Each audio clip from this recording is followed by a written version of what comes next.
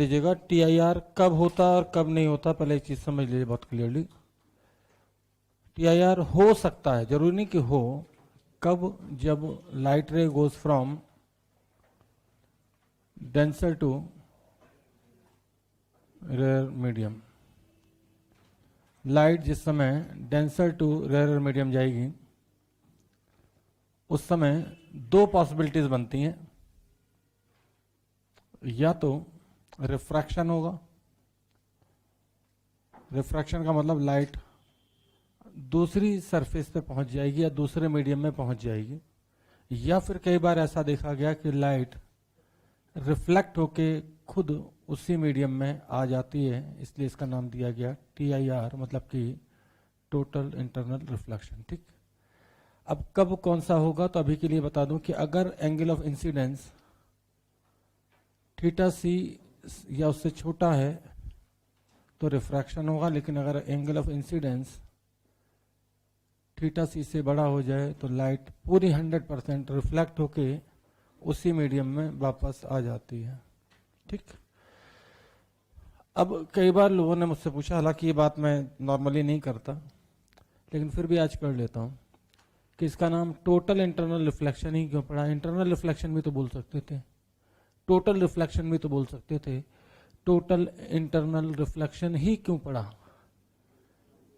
नहीं एक्सप्लेन कर पाओगे, ये सिर्फ एडवांस के लिए है।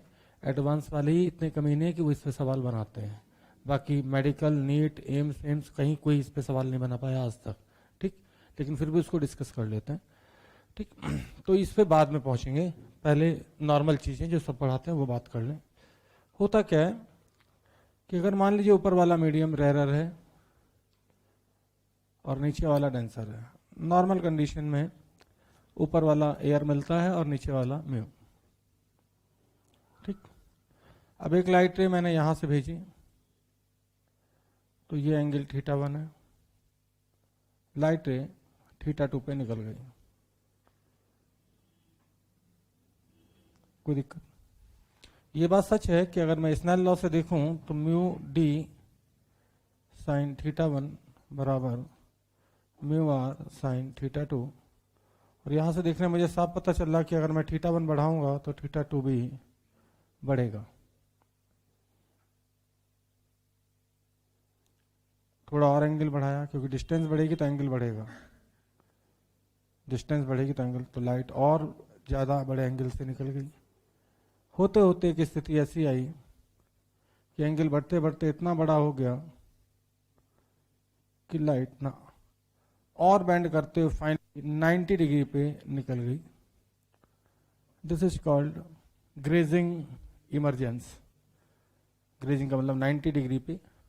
खुद सोचो कि अब इससे ज्यादा अगर तुमने एंगल बढ़ाया और ये एंगल और बढ़ना है तो डेफिनेटली फिर लाइट को सेम मीडियम में वापस आना पड़ेगा। This angle is called critical angle. अगर कोई पूछे रिफ्रैक्शन के दौरान मैक्सिमम डेविएशन कितना हो सकता है तो मैक्सिमम डेविएशन यही होगा, ये θc तो ये θc, तो मैक्सिमम डेविएशन कोई पूछे ड्यूरिंग रिफ्रैक्शन तो आंसर है π/2 माइनस θc। ये कहानी थी θc की। θc से जरा सा बड़ा एंगल किया, जरा सा हल्का सा भी बड़ा एंगल किया तो डेफिनेटली फिर हमने देखा कि लाइट रे इसी मीडियम में वापस आ गई, और इस बार डेविएशन काफी बड़ा हुआ। कारण क्योंकि डेविएशन अब की बार देखिएगा, अगर ये एंगल जरा सा ऑलमोस्ट θc ले लें, θc से जरा सा बड़ा, कैलकुलेशन में θc लेके कर रहा हूं, तो ये डेविएशन अब मुझे दिखेगा π-2 θ थी, क्योंकि अचानक से रिफ्रैक्शन होते होते शुरू हो गया reflection, and the phenomenon is called TIR। ठीक, कोई दिक्कत? ये सब पढ़ाते हैं, मैंने भी पढ़ाया। अब एक्चुअल में क्या होता है ये समझ लीजिए। जे वालों ने एक ग्राफ दिया था जिसमें अच्छे अच्छे की निपट ली थी और लगभग सिमिलर ग्राफ थे। एक्चुअल होता है क्या, ध्यान देना। तुम्हें क्या लगता है जब भी कोई लाइट एक मीडियम से दूसरे मीडियम में जाती है तो क्या पूरी लाइट चली जाती है? नहीं, इसका कुछ पार्ट रिफ्रैक्ट होता है, 3 में से 5 बनाई थी इसलिए, और कुछ पार्ट रिफ्लेक्ट बैक होके सेम मीडियम में जरूर वापस आता है। टॉर्च सीधी मार के देख लो, डेफिनेटली हल्का फुल्का लाइट का रिफ्लेक्शन होगा। टॉर्च पानी में सीधी मार के देखो, हल्का फुल्का रिफ्लेक्ट होके चमक वापस आंखों पे आएगी। ठीक, ऐसा कभी नहीं होता कि पूरा का पूरा लाइट जो आपने भेजी है, लेकिन पढ़ने में क्या आता है, हम भेजते ही एक लाइट है, दो लाइट है, तो हम रिफ्लेक्शन की बात ही नहीं करते जिस समय रिफ्रैक्शन पढ़ाते हैं, और जिस समय रिफ्लेक्शन पढ़ाते हैं उस समय रिफ्रैक्शन की बात नहीं करते। लेकिन इन एक्चुअल प्रैक्टिस जब लाइट को तुम डाल रहे हो ना, तो कुछ पार्ट मतलब कि रिफ्रैक्ट होगा और कुछ रिफ्लेक्ट बैक भी आएगा, कोई दिक्कत। बल्कि मैं तो यूं कहूंगा कि अगर इसमें मैं हीट और जोड़ दूं तो कुछ पार्ट एब्जॉर्ब भी हो जाता है और पानी गर्म हो जाता है गर्मी में। सही, ये सब संडे को होगा। लाइट गिरी, कुछ पार्ट रिफ्रैक्ट हो गया, कुछ पार्ट रिफ्लेक्ट हो गया और कुछ पार्ट पानी में एब्जॉर्ब भी हो गया। ठीक, अब होता क्या, जैसे जैसे तुम ये θ1 बढ़ाओगे वैसे वैसे जो रिफ्लेक्शन वाला कंपोनेंट है, इसको मैं ट्रांसमिशन नाम दे देता हूं, T ट्रांसमिशन, और रिफ्लेक्शन को R नाम दे देता हूं। ठीक, तो जैसे जैसे θ बढ़ता है वैसे वैसे T वाला जो परसेंटेज है वो बढ़ता चला जाता है और R वाला परसेंटेज, सॉरी, T वाला परसेंटेज घटता चला जाता है और R वाला बढ़ता चला जाता है। कोई दिक्कत? कहने का मतलब है, बात समझना, यहां पे भी कुछ ना कुछ लाइट रिफ्लेक्ट हो रही होगी, यहां पे भी कुछ रिफ्लेक्ट हो रही होगी, यहां पे भी कुछ रिफ्लेक्ट हो रही होगी, लेकिन यहां पे रिफ्लेक्शन है 100%। ठीक, जीरो एंगल पे भी कुछ रिफ्लेक्ट हो रही होगी। सपोज दैट जीरो एंगल पे तुमने लाइट डाली, सपोज दैट 80% पास करके 20% वापस, एंगल बढ़ाया 30 डिग्री किया तो हो सकता है 40% वापस रिफ्लेक्ट, 60% पास कर जाए। तुमने और एंगल बढ़ाया तो हो सकता है कि 50% वापस, 50% पास कर जाए। तुमने और एंगल बढ़ाया, मतलब ये ब्लू वाले की हम बात नॉर्मली बुक में नहीं करते, इवन कोई टीचर नहीं करता, लेकिन ये सिर्फ IIT में ग्राफ आया था उसके लिए। तुमने और एंगल बढ़ाया तो 60% वापस, 40% अभी यहां से रिफ्लेक्ट कर रही, लेकिन जैसे तुमने एंगल θc से बड़ा किया 100% reflect back. That's why this name is called total internal reflection. एक बहुत ही छोटी सी बात है, किसी से पूछ लो, इसको एक्सप्लेन नहीं कर सकते लोग कि आखिर इसका नाम टोटल क्यों लिखा, टोटल इंटरनल। आदमी बोलता पूरी पूरी लाइट रे वापस आ गई, तो क्या इसके पहले कुछ ना कुछ तो इसका मतलब वापस आ ही रही थी। इंटरनल रिफ्लेक्शन भी तो बोल सकते थे, इसका मतलब इस घटना के पहले भी लाइट का कुछ परसेंटेज वापस आ रहा था, और जैसे जैसे हम एंगल ऑफ इंसिडेंस बढ़ा रहे थे वैसे वैसे जो ये वाला कंपोनेंट है वो बढ़ता चला जा रहा। तो IIT वालों ने एक सवाल पूछा था, ग्राफ दिए 4, उनमें से कौन सा सही था, मैं आपको बता दूं, लोगों की ऐसी तैसी हो गई थी। ठीक, इंटेंसिटी का दिया था एंगल के साथ, JEE एडवांस में सीधा स्ट्रेट फॉरवर्ड, ये वह एंगल ऑफ इंसिडेंस था। ग्राफ लोगों ने शुरू किया यहां से 100% से, ये गलत था। 100 से तो होगा ही नहीं, क्योंकि अगर जीरो भी एंगल है तो 20%, 80% ट्रांसमिटेड। तो ये ब्लैक वाला जो आप देख रहे हो ये ट्रांसमिटेड का है, तो ये शुरू होगा थोड़ा नीचे से, ट्रांसमिटेड वाला भाग घटता जाएगा और रिफ्लेक्टेड वाला भाग बढ़ता जाएगा, बढ़ता जाएगा, बढ़ता। लेकिन अचानक से एक एंगल पे ऐसा कुछ चमत्कार होगा, that angle is called θc, कि ये जो ब्लू वाला पार्ट है, कौन सा, रिफ्लेक्शन वाला, रिफ्रैक्शन को हम ट्रांसमिशन बोलते हैं, अचानक से ये पार्ट बढ़ा और पहुंच गया 100 की लाइन पे, और ये जो ब्लैक वाला पार्ट था अचानक से θc के क्रॉस करते ही 0, और ये ग्राफ था सही। बिल्कुल सिमिलर ग्राफ एक और था जिसमें यहां से ना शुरू करके यहां से शुरू किया गया था, तो कुछ लोगों ने उसको भी टिक किया। ठीक, कोई दिक्कत तो नहीं, समझ के बात को। JEE एडवांस में आया था और धुआं निकल गया था अच्छे अच्छों का ये सोचने में, जिन्हें पता था कि यार कुछ पार्ट तो डेफिनेटली रिफ्लेक्ट होता है, नहीं तो उनके हिसाब से तो रिफ्रैक्शन होने नहीं चाहिए, यहाँ तो रिफ्लेक्शन होने नहीं चाहिए, तो रिफ्लेक्शन वाला कंपोनेंट तो हमेशा ही 0 रहना चाहिए उनके हिसाब से, तो वो तो यहीं पे 100% पहुंचना चाहिए।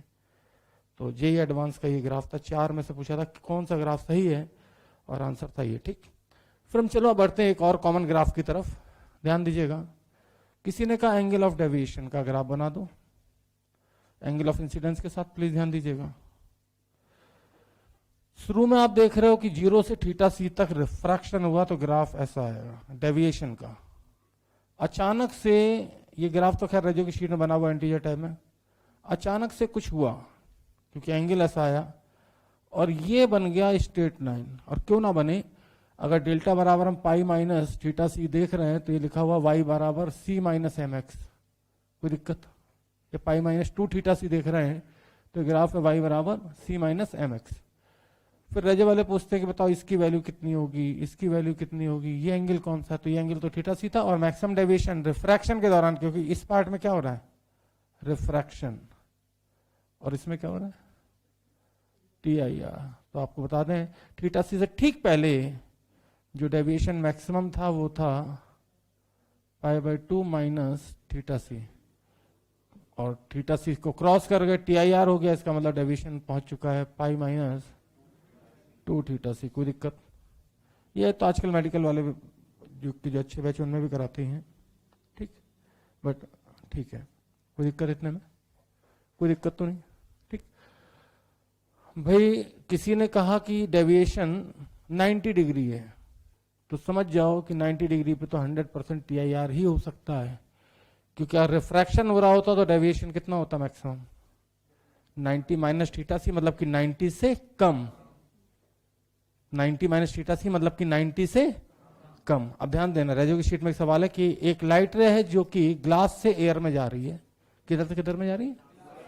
अ light ray goes from glass to air, सही है, denser to rare. It is incident from glass side, very good, glass, पूरा सवाल नहीं लिखूंगा, एयर और ग्लास साइड से इंसिडेंट है, ठीक। बकायदा ग्लास का रिफ्रैक्टिव इंडेक्स दे दिया 3/2, एयर का दे दिया 1, ठीक। अब सवाल देखना कैसे घुमाया, कहते हैं if deviation of light rays π/2 find angle of incidence. तब बच्चा क्या सोचता है, डेविएशन से यार एंगल ऑफ इंसिडेंस तक तो पहुंच ही नहीं आ सकता, क्योंकि कोई फार्मूला ऐसा नहीं है। लेकिन जिनमें अकल उन्हें पता है कि डेविएशन π/2 का तभी आ सकता है, कब आ सकता है, जब TIR हो, और TIR है अगर, तो ये डेविएशन π/2 और ये डेविएशन अगर π/2 है तो ये एंगल पूरा π/2, और ये π/2 तो एंगल ऑफ इंसिडेंस कितना, 45। सही सवाल, सही है।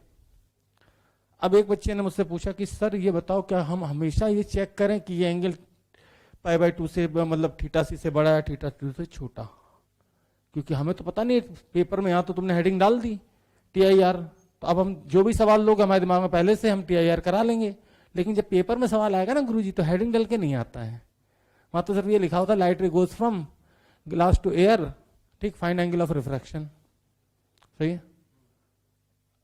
लाइट रे ग्लास से एयर में जा रही है, एंगल ऑफ रिफ्रैक्शन निकालो, ठीक। तो ध्यान दें, आप ही के सामने, आपके लिए सामने करते हैं आपके सवाल, ध्यान दीजिएगा भाई, सामने देखें।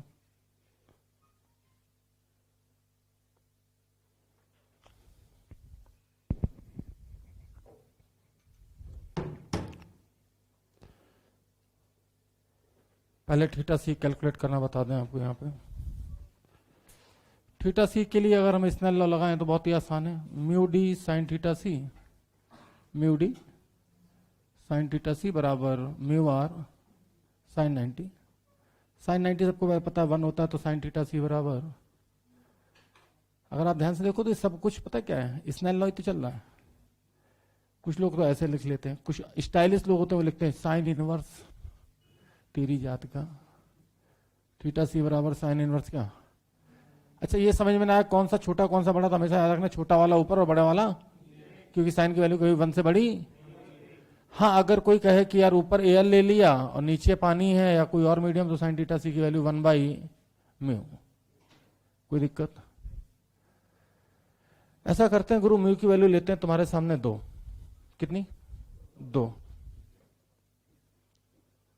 कोई भी मीडियम, ऊपर एयर, सबको पता है क्रिटिकल एंगल 30 डिग्री दिख रहा है, साइन थीटा सी बराबर 1/μ, तो 30।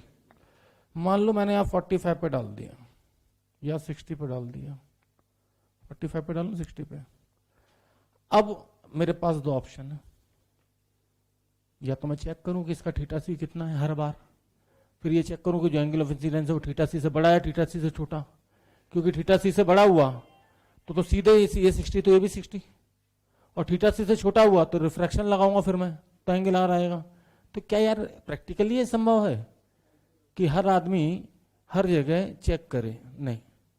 तो आप बिंदास स्नेल लॉ लगाइए। क्या लगाएंगे? 2 sin 60 बराबर 1 sin थीटा 2, है ना? अब यहां से देखें कि अगर साइन थीटा 2 की वैल्यू स्नेल लॉ लगाने पे 1 से बड़ी आ गई तो बिंदास समझ जाइए कि रिफ्रैक्शन नहीं है। इसका मतलब फिर क्या है? ठीक, तो याद रखिएगा हर एंगल पे चेक करने की आवश्यकता नहीं है। आप बिंदास होके, आप तो रिफ्रैक्शन का सवाल है, बिंदास होकर रिफ्रैक्शन का ही रूल लगाइए। अगर रूल लगाते समय साइन थीटा 2 की वैल्यू 1 से बड़ी आ जाती है तो समझ जाना कि ये तो पॉसिबल ही नहीं है, और पॉसिबल नहीं है तो इसका मतलब रिफ्रैक्शन पॉसिबल नहीं है। तो फिर दूसरी कंडीशन बनती है कौन सी? TIR। और उस समय डेफिनेटली मैं बोल पाऊंगा कि ये 60 तो ये भी 60, सही है, और एंगल ऑफ डेविएशन भी 60। कोई दिक्कत? समझ गए बात को? भाई ठीक है, अभी मैं समझता हूँ इन चीजों को कि यार अभी तो हेडिंग में पड़ी हुई है TIR, तभी मैं कोई सा भी सवाल दूं ना, बच्चे के दिमाग में फिक्स है ये TIR का सवाल है, वो लगाएगा ही TIR, ठीक। लेकिन पेपर में जब एक सवाल मॉडर्न का, दूसरा रोटेशन का, तीसरा SHM का, चौथा वेव का, पांचवा ऑप्टिक्स का, छठा जो है कैपेसिटेंस का, जब ऐसे आते हैं ना तो बुद्धि नहीं काम करती फिर, क्योंकि एक सेकंड के अंदर दिमाग 11 से 12 के किसी भी चैप्टर पर स्विच कराते हैं वो। यही होता फुल सिलेबस। ऐसा नहीं होता कि SHM के 4 सवाल देने तो चारों एक साथ देती है, मैकेनिक्स के 3 देने तो तीनों एक साथ देती है। मैं बनाऊं तो पहला 1D का दूं और दूसरा दूं मॉडर्न का, साले इधर से पहले ले उधर से आखिरी ले। हाँ, तीसरा ऑप्टिक्स का तो चौथा मैग्नेटिज्म का, पांचवा AC तो छठा देसी का, है ना, मतलब इधर इधर, ठीक। हाँ, फिर सेंटर ऑफ मास पे जाऊं तो फिर हीट पे चला जाऊं, फिर वेव पे चला जाऊं, फिर वेव ऑप्टिक्स पे चला जाऊं, ऐसे नचाऊं। करो दिमाग को स्विच हर सवाल पे, और वो तभी हो सकता है जब प्रैक्टिस अच्छी हो, तब कोई दिक्कत नहीं होती, ठीक। उम्मीद करते हैं कि आपको समझ में आ गया होगा क्रिटिकल एंगल कैसे निकालते हैं, ठीक। टोटल इंटरनल रिफ्लेक्शन नाम क्यों पड़ा ये बात भी समझ में आ गई होगी, ग्राफ समझ में आ गए होंगे, और याद रहे डेविएशन अगर 90 या उससे ज्यादा का दे दिया तब तो छूटते बोल देना क्या TIR है, सही है, कोई दिक्कत? तो ये रजू की शीट का सवाल है, बकायदा IIT की शीट का, लिख के आएगा वहां पे, फोटो बन के नहीं आएगा। A glass is incident, a light is incident from on glass air interface from glass side. If total deviation is 90 degree, find angle of incidence, ठीक। क्या आप सवाल लिखना चाहेंगे इसको? चाहो तो मैं लिख दूं, a light ray is incident on glass air interface from glass side if angle of deviation, actually सबसे ज्यादा टाइम मुझे लगता है, पता नहीं क्यों मुझे लगता है, if angle of deviation is π/2, find angle of incidence। सबसे ज्यादा जो टाइम लगता है ना वो सवाल लिखाने में लगता है।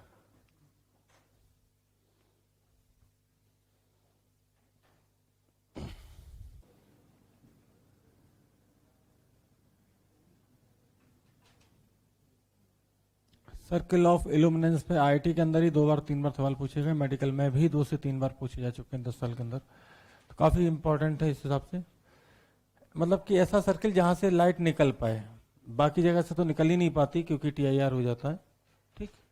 तो ऐसा सोचो कि एक तालाब है, ऊपर का मीडियम फिलहाल मैं म्यू आर ले लेता हूँ और नीचे का म्यू डी, जरूरत पड़ने पे फिर बाद में म्यू आर को 1 ले लेंगे और म्यू डी को म्यू ले लेंगे, ठीक।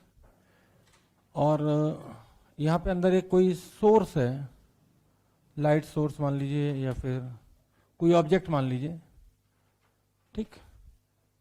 तो अब लाइट यहां से चलेगी और निकल जाएगी, लेकिन कब तक? यहां से यहां पहुंची और एंगल बढ़ा हुआ, होते होते एक स्थिति ऐसी आएगी कि लाइट 90 डिग्री पे चली जाएगी। और इससे आगे की स्थिति तो आपको पता ही है कि सेम मीडियम में, तो मुझे बेसिकली यहीं तक मतलब है, थीटा सी तक। अगर ऐसा यहाँ हो रहा तो ऐसा पूरे सर्किल में हो रहा होगा, तो एक कोन टाइप की शेप बन जाएगी, आप देख सकते हो। ठीक,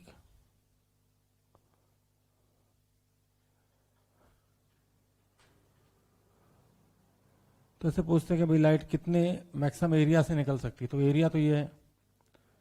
या ऐसे भी सवाल बनते हैं, ध्यान से सुनिएगा, कि कोई पनडुब्बी है, पनडुब्बी मतलब जो अंदर चलती पानी की, सबमरीन है ना, तो उसको कितने जगह से लोग देख सकते हैं, उतना जगह ढक दो, बाकी तो वैसे ही नहीं दिखाई देगी कहीं से। क्या मेरी बात समझ पा रहे हैं?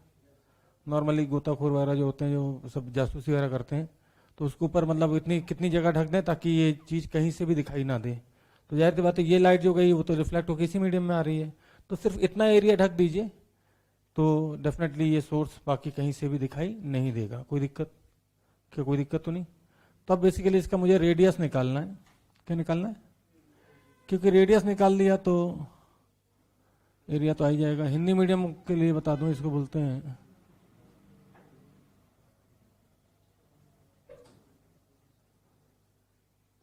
सर्किल, को हिंदी में बोलते हैं वृत्त। तो ये ता में थोड़ा गड़बड़ हो गया, प्रतिदीप्ति वृत्त। ठीक, कोई हिंदी मीडियम अगर है तो, नहीं है सो फार सो गुड, अगर है तो ठीक। प्रतिदीप्ति का मतलब जहां से लाइट निकल रही हो, प्रकाश निकल रहा हो। ठीक, तो खैर बड़ा आसान है। मुझे चाहिए है रेडियस। ये हाइट वो देते हैं कि भाई कितने गहराई में है ये पनडुब्बी। इस पे 2 से 3 बार सवाल आ चुका है। ऊपर का मीडियम रेयर भी हो सकता है और हवा भी हो सकती है। हो सकता है डेंसर यहाँ का देते हैं, उसको थोड़ा कम ऊपर का देते हैं सवाल को टफ दिखाने के लिए, लेकिन उससे कोई फर्क नहीं पड़ना चाहिए अपनी सेहत पे। अब यार मुझे पता टेन थीटा बराबर base upon perpendicular upon base है ना, तो टेन थीटा का अगर मैं फार्मूला देखता हूँ तो टेन थीटा सी बराबर परपेंडिकुलर अपॉन बेस। कोई दिक्कत? लेकिन यहाँ फार्मूला मुझे साइन थीटा के टर्म में पता है सिर्फ। क्या पता है? साइन थीटा बराबर या साइन थीटा सी बराबर mu r upon mu d. तो मुझे टेन थीटा के टर्म में फार्मूला चाहिए। तो यार फिर मुझे ट्राइंगल की याद आती है जब भी ऐसा होता है, मैंने मैथमेटिकल टूल्स में पढ़ाया भी है कि अगर ये थीटा सी है तो ये म्यू परपेंडिकुलर अपॉन हाइपोटेन्यूस। तो ये जो है अगर ऐसा हुआ तो फिर टेन थीटा की वैल्यू मुझे साफ यहां से दिख रही है, mu r upon under root of mu d square minus mu r square. ये बात अलग, अगर मैं इसे डिवाइड करूं तो ये आर का फार्मूला एक ही सेकंड में आ जाएगा, एच अपॉन, इसे डिवाइड कर दो ना, under root of mu d by, हाँ अगर कभी म्यू आर 1 ले लें और म्यू डी की वैल्यू म्यू ले लें तो फिर उस केस में आर अपॉन, मतलब तुम कल्पना नहीं कर सकते कि जेई कितना घटिया पूछ सकता है। इंटीजर में सवाल दिया था हमने, इंटीजर टाइप में। ईयर भी मैं बता दूंगा 2008, 9, 10, 11, 12 जो भी रही हो। ठीक, ऐसा घटिया सवाल की कराने में शर्म आ जाए। 2010 म्यू दिया 5/3, क्या दिया? ध्यान से बिना पेन उठाए आंसर बोलना है। एच दिया 8 सेंटीमीटर, म्यू दे दिया 5/3, तो कह रहे हैं रेडियस बता दो। पता चला कैसे? ये 5/3 का स्क्वायर करोगे तो 25/9, 9 ऊपर गया तो 16/9, रूट मारोगे तो 4/3, 3 ऊपर गया, 4 से 8 को काटोगे तो 2, 2 3 6। कोई दिक्कत? ये एडवांस का है, 2010 का सवाल, इंटीजर टाइप। लोग फालतू ही डरे डरे रहते हैं, सीधे मतलब फार्मूले पर दिया हुआ। और एक फिर उन्होंने 2013 में दिया था जिसमें कि सोर्स था, ये मीडियम अलग था और ऊपर वाले एक स्लैब और डाल दी थी उन्होंने, तो उससे क्या फर्क पड़ता है, स्लैब का मीडियम अलग था। तो ऐसा कोई सवाल आएगा तो अपन कर लेंगे। ठीक, आगे चलें? आगे चलें क्या? जल्दी करो, अरे जल्दी करो नालायकों। फिर जेई 2008, आईआईटी जेई 2008। कुछ लोग सवाल की तरफ चलता है। आईआईटी जेई 2008, और इतने पुराने सवाल डेफिनेटली रिपीट होते हैं मेडिकल में। तो सवाल कुछ यूं पूछा उन्होंने ध्यान दीजिएगा, ध्यान दीजिएगा, बात नहीं।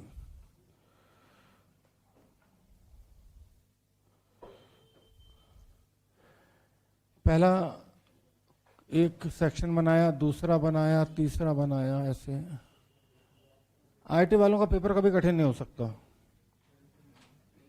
सिर्फ बेवकूफ बनाती है। x बराबर 0, x बराबर 0.2 मीटर, प्लीज ध्यान दें, ये x बराबर 0.6 मीटर। इसको उन्होंने बोला सेक्शन 1, इसको बोला सेक्शन 2, इसको बोला सेक्शन 3, इसको बोला सेक्शन 4, ठीक। इसका रिफ्रैक्टिव इंडेक्स दिया n0, इसका दिया n0/2, इसका दिया n0/6 और इसका दिया n0/8। तो पूछ रहे हैं कि किस एंगल पे लाइट को डालें ताकि लाइट चौथे क्वाड्रेंट में ना पहुंचे या जस्ट मिस हो जाए।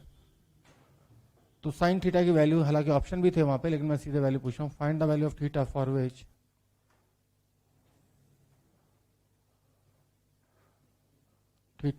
विच लाइट रे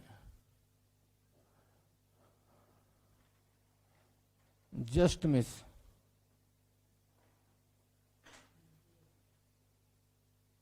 to enter region 4।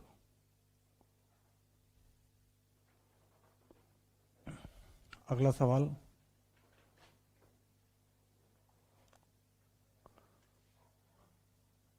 एक वैसे तो प्रिज्म है दिखने में, लेकिन प्रिज्म का अभी मैंने कुछ नहीं किया। तो यहां पे कह रहे हैं कि म्यू की वैल्यू 2 है ना, 3 फेस दिख रहे हैं, ए बी, बी सी, ए सी। तो सवाल ये है कि find the value of theta for which light रे does not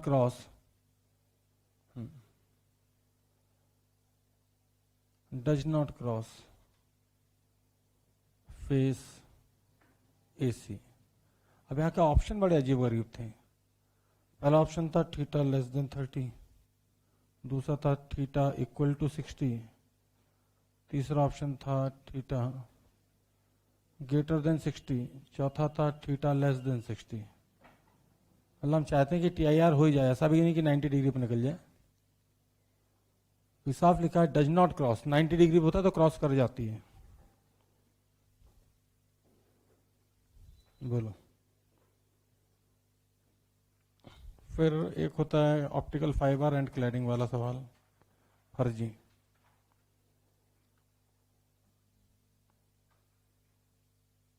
optical fibre and cladding, cladding का मतलब परत होती है, जैसे बिजली का तार होता है ना, तो उसमें रबड़ की क्लैडिंग होती है ऊपर से, अंदर तो कॉपर का तार होता है ना।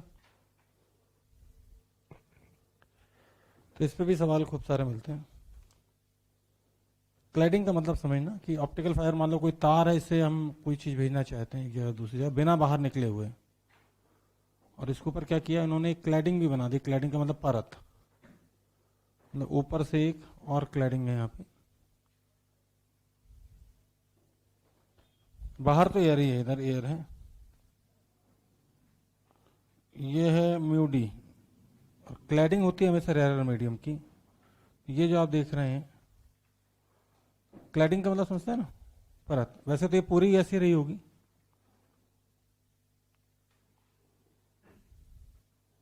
फोटो अगर थोड़ा बड़ा बनाना चाहते हैं ऐसे बना सकते हैं। बाकी ये क्लैडिंग है ना, क्लैडिंग है म्यू आर की, म्यू रेयर की। म्यू आर और म्यू डी कुछ भी दे सकते हैं। तो सवाल ये है कि थीटा की किस वैल्यू के लिए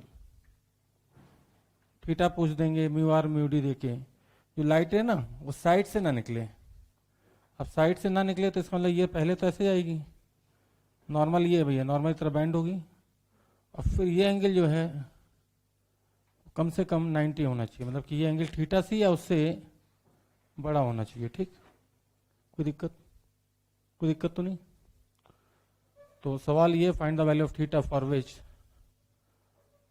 find the value of theta for which light can not comes out या emerge out from curved surface. Curved surface पता कौन सी होती है?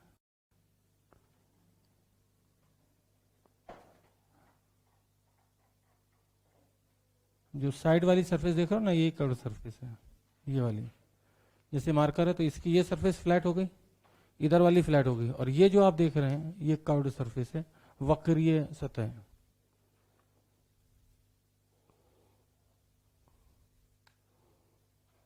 तो इसको थ्योरी बना के भी पढ़ा सकते हैं।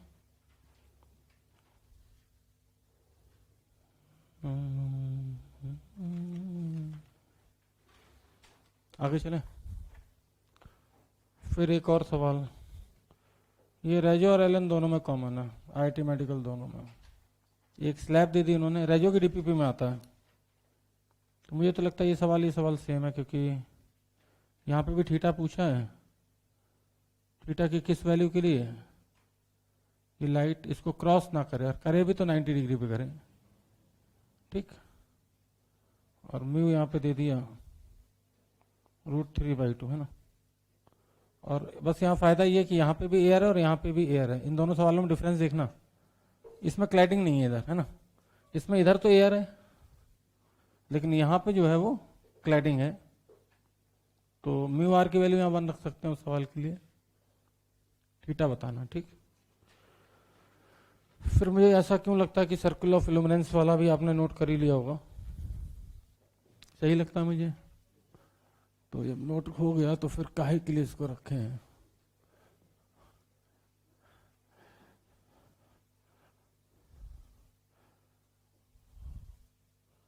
आप अपने हिसाब से कर लीजिए, फिर मैं भी सॉल्व करवा दूंगा।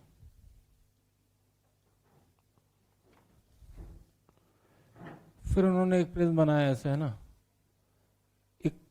ये आइसोसेलेस प्रिज्म है, राइट एंगल आइसोसेलेस प्रिज्म, मतलब कि राइट एंगल वो एंगल होता है जिसमें 90 डिग्री, और आइसोसेलेस का मतलब बाकी दो एंगल 45 के।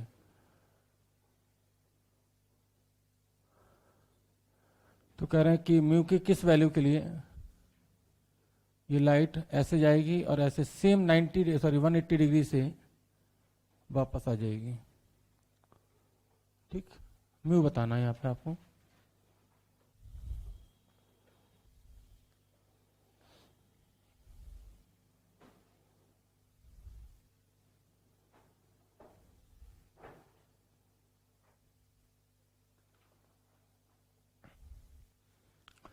अगला सवाल ध्यान दें प्लीज, सामने देखें यहाँ। ये वैसे तो ब्यूस्टर लॉ कहलाता है, ब्यूस्टर लॉ जो कि पढ़ाया जाता है वेव ऑप्टिक्स में। किसमें पढ़ाया जाता है? वेव ऑप्टिक्स में, पोलराइजेशन के दौरान, ठीक। बट उसका सवाल भी यहाँ पे आपके सामने है। सवाल ये है कुछ कि एक लाइट मैंने डाली, इसका कुछ पार्ट रिफ्रैक्ट हो गया, दिख रहा है, और कुछ पार्ट रिफ्लेक्ट बैक हो गया। कोई दिक्कत? इस एंगल को उन्होंने नाम दिया आईपी, एंगल ऑफ पोलराइजेशन। कह रहा है कि अगर रिफ्लेक्टेड और रिफ्रैक्टेड या ट्रांसमिटेड भी इसको नाम दे सकते हैं, और इसको रिफ्लेक्टेड रे के बीच का जो एंगल है अगर 90 डिग्री हो, कितना हो? 90 डिग्री, तो फिर कुछ रिलेशन होता है म्यू और थीटा में। तो म्यू बताएं, इधर एयर है उधर म्यू है। तो ये सवाल एलन के मॉड्यूल में है बेसिकली, तो इसलिए मैंने यहाँ करा दिया, ठीक। कोई दिक्कत? कोई दिक्कत तो नहीं। म्यू की वैल्यू किसी को याद है? ब्यूस्टर लॉ, म्यू बराबर 10 IP आता है। म्यू बराबर क्या आता है? 10 IP। तो सवाल वही, सोच नहीं है सिर्फ। इसमें वैसे म्यू नीचे होना चाहिए और एयर ऊपर होनी चाहिए, कोई लाइट किधर से किधर जा रही है, डेंसर टू रेयर। तो म्यू बताना है यहाँ पे। और बल्कि म्यू की जगह उन्होंने साथ में ये भी पूछ लिया कि साइन थीटा सी भी बता दो, थीटा सी की वैल्यू भी बता दो। तो म्यू आ जाएगा, तो साइन थीटा आ जाएगा 1/म्यू से। कि नंबरिंग अगर मैं कर दूं तो यहीं से 1 मान लेते हैं, ताकि मतलब लोग ये ना पूछे कौन सा सवाल पूछना, तो नंबर बोल पाए। हालांकि इसके पहले कोई सवाल करा दिया मैंने। तो अगर ये 1 है तो ये 2 है, ये 2 है, तो फिर उसके बाद फिर मैंने ये पढ़ाया था 3, और इसी 3 में ये 4 था, और ये 5, और ये 6।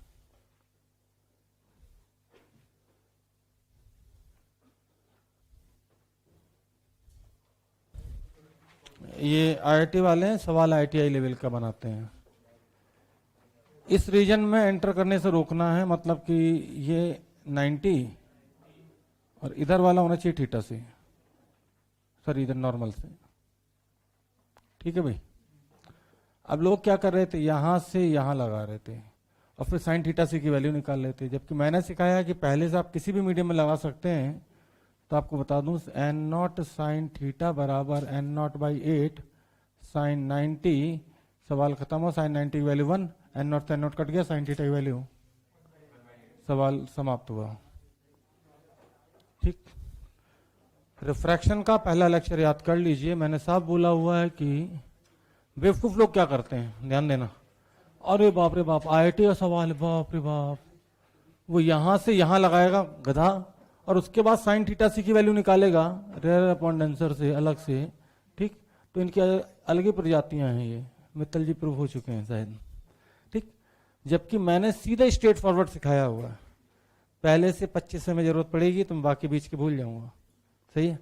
और आईआईटी का गेम है, इनके सवाल तो 2 कौड़ी के होते हैं, ये सिर्फ मेंटल गेम के साथ खेलते हैं। ठीक, मेडिकल से भी आसान है मेरे हिसाब से तो ये। आ जाइए, आगे आ जाइए, ध्यान दें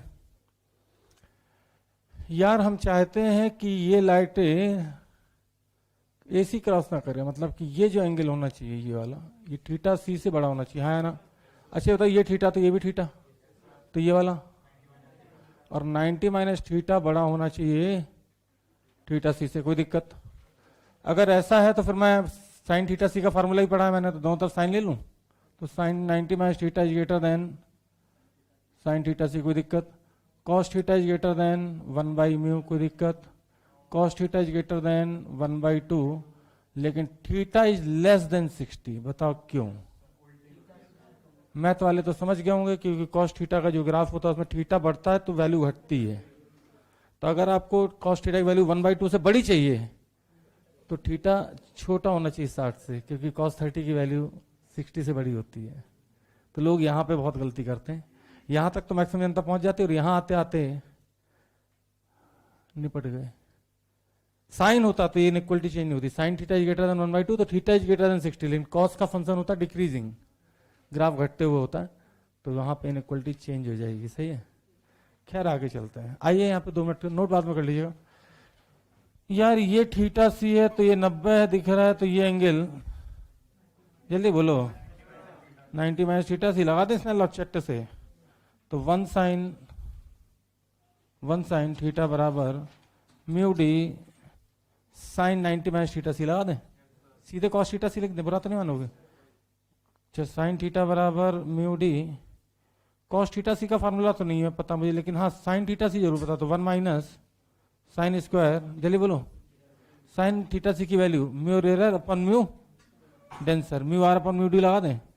अच्छा, यहाँ पे लोग म्यू डी का स्क्वायर माइनस म्यू आर का square divided by mu d का स्क्वायर, म्यू डी से म्यू डी कट गया, तो साइन थीटा बराबर under root of mu d square minus, एक तो फार्मूला बन गया सीधे, कोई दिक्कत। लेकिन एडवांस में फार्मूला काम नहीं करेंगे, ये सब मेडिकल के लिए मेंस तक के काम करते हैं, पहले बता दो, एडवांस की कहानी अपने उनकी अलग होती है। ठीक, वहां सिर्फ ये और बेसिक बस। यार यहाँ पे अगर मैं फार्मूले से निकालूं तो चट से आंसर आ जाएगा मेरा, सब साफ दिख रहा है। ये 3/2 देखो वहां पे रखो, ये ऊपर यहाँ पे ईयर, यहाँ भी ईयर, तो अगर साइन थीटा फार्मूले से निकालूं मैं, सपोज डेट कितना आएगा, अंडर रूट ऑफ म्यू का स्क्वायर 3/2, रूट हट गया -1, तो ये साफ दिख रहा है 1/√2 थीटा 45। तो ये तो फार्मूला मेडिकल के लिए, लेकिन मान लो और फार्मूला भूल जाते हो, नहीं याद है, कितना याद कर लोगे यार। बायो है, केमिस्ट्री है, फिर इनऑर्गेनिक है, जैसे पी ब्लॉक रखे हैं, एनालिटिकल केमिस्ट्री रखी है। ठीक, अरे ऑर्गेनिक रटने की नहीं है, ऑर्गेनिक जो कह रहा है रटने की वो मूर्ख आदमी है 1 नंबर का। ऑर्गेनिक रूम में बसती है, रूम है, सीधे एंटर करते धड़ाते हुए निरीक्षण मैकेनिज्म। ठीक, ये अटक धाड़ धाड़ धाड़, मेरे को आज भी सब कुछ याद है, कुछ भी नहीं भूलता मैं ऑर्गेनिक के मामले में। ठीक, मतलब मैथ के होने के तो वजह से लोग कहते हैं फिजिकल अच्छी होनी चाहिए आपकी, बट मेरा मतलब एवरी टाइम जो फेवरेट सब्जेक्ट रहा वो ऑर्गेनिक केमिस्ट्री था, फिजिक्स कभी नहीं था। वो तो किसी ने ऑप्शन दे दिया पहली बार फिजिक्स पढ़ाने का, तो ये था कि भाई कहीं काम चाहिए। ध्यान दीजिएगा, सामने देखें, ओ भाई क्या हुआ,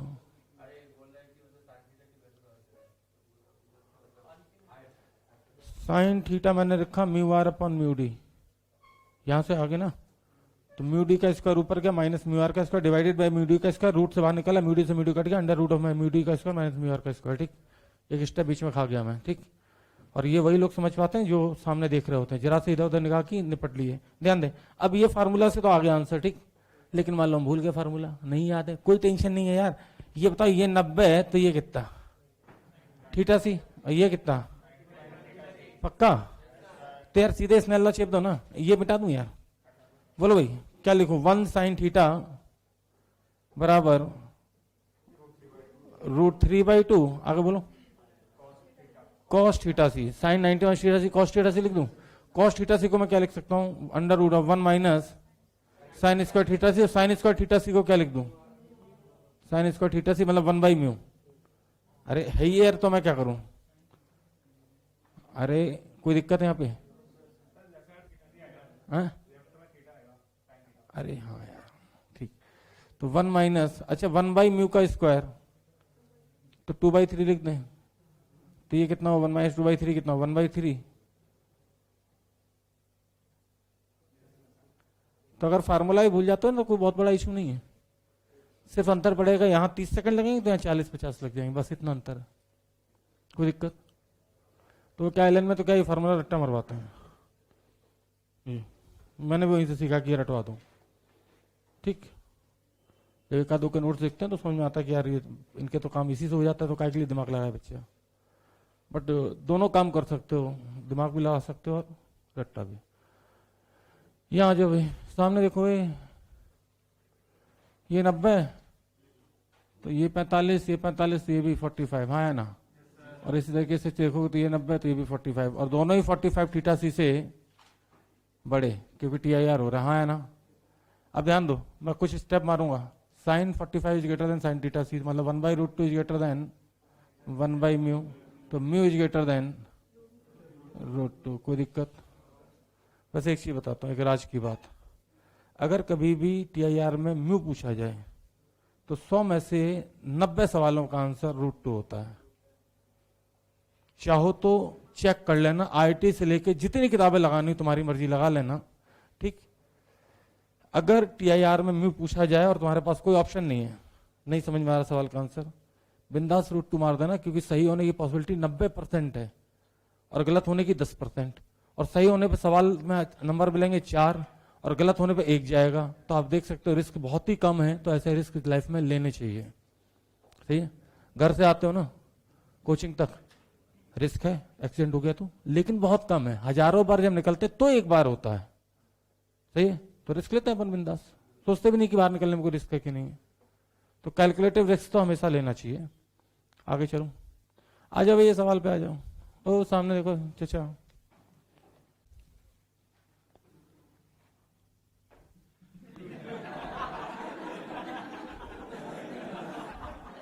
क्या हुआ?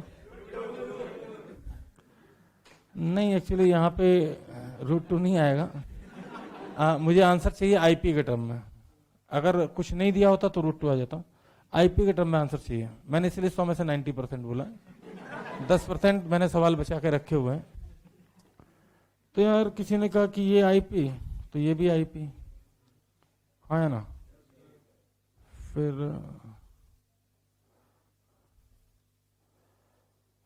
म्यू चाहिए था, है ना। ये एंगल 90 है, तो ये वाला एंगल कितना होगा? इसमें देखें, कुछ डेटा तो मिसिंग नहीं है मुझसे, देख लेते हैं।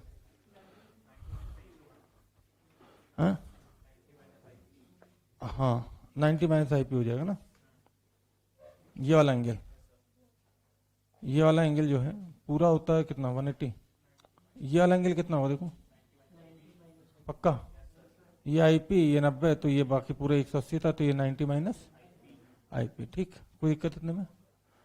अब तो म्यू निकालना तो कोई दिक्कत ही नहीं है। 1 साइन IP या म्यू साइन IP बराबर 1 साइन 90 माइनस IP। थोड़ी फॉर्मेलिटी कर लेते हैं, तो आई थिंक आपको दिखने लगा होगा आंसर। हाँ देखा, 10 IP बराबर 1/μ ना। हाँ लेकिन शायद यहाँ मीडियम नीचे म्यू है, ऊपर 1 है। ठीक है, इस सवाल के हिसाब से तो यही रहेगा। अगर म्यू ऊपर होता और एआर नीचे होती तो tan थीटा बराबर आई पी आ जाता। खैर इस सवाल के हिसाब से कर लेता हूँ, कोई दिक्कत नहीं। तो कितना आ जाएगा? tan आई पी बराबर 1/μ। कोई दिक्कत? अब ये पता ही है, फिर किसी ने मुझसे कहा कि यार वो क्या निकालना था, थीटा सी। तो साइन थीटा सी बराबर भी 1/μ होता है। तो थीटा सी बराबर साइन इनवर्स 1/μ, और 1/μ को तुम क्या लिख सकते हो? tan I P. तो बेसिकली आंसर इसका ऐसे ही दिया हुआ था, थीटा सी बराबर sine inverse tan I P. तो ऐसे देख के ऑप्शन लोग घबरा जाते हैं मेडिकल आगे, पता इनवर्स भी लगा, tan भी आ गया, साइन भी आ गया, है ना। तो ऐसा कुछ है नहीं सवाल में।